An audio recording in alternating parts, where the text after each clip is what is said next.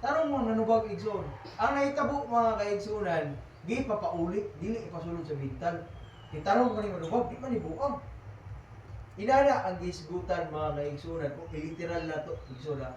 Apan diya sa pagpangalagad sa espirituhan ng bahay sa 17, na ay mga tao nga buang tarong. Pero wala sa saktong panghuna-una tungod kay asa man ni kaingon mga personal o interes sa kinabuhi, sa personal nga pangkaugalingon lang ang gilantaw.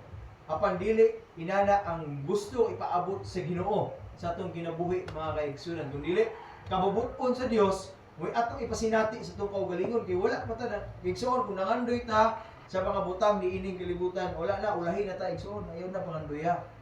Ang akong isulti nimo igsoon. Ano? Dili buot pasabot. Ang dato okay ang iyang kinabuhi. Problemado gyud ang dato igsoon. Gusto, may gusto mo dato dire.